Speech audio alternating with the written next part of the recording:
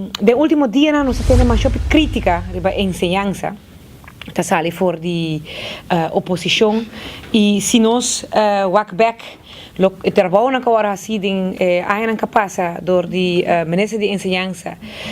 bouw de gabinete Mike Eman uno da trabalho na hobby grande mes a direita hobby escola hobby placa agora invertir de ensinança nós acorda ainda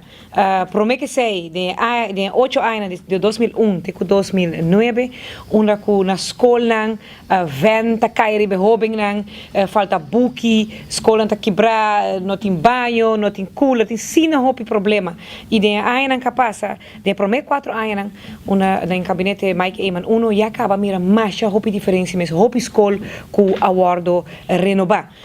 não somente escola mês há facelift enorme quando você mira a escola muito bonita e bom mês a escola tá bonita muito também com smack também escola pero também a dona hobby atenção na nos estudiantes na Holanda, especialmente havia saco verdade, tinha problema com o seguro de nos estudantes, de BC nós trabalhando muito duro e no último ano, ano escolar 2013-2014, te promete ano que houve a informação muito extensiva na Holanda riba a situação de seguro e essa aqui a barra que quase praticamente tem nasceram que quase nenhum estudante mais tem problema com o seguro na Holanda.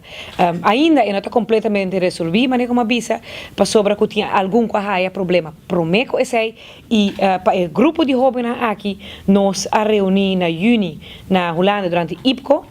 e nós a 13 também petição de jovens aqui diante. Nós pede atenção para a situação de nós jovens na Holanda. E verdade,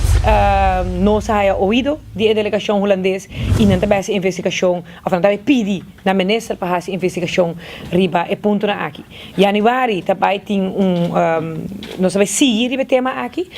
nós vamos ter IPCO na Aruba na Januari e nós lo volvemos a esse tema aqui diante, onde lo bem concretamente com solução para a situação ainda para jovens. Prometo que 2009 que tem problema com seguro.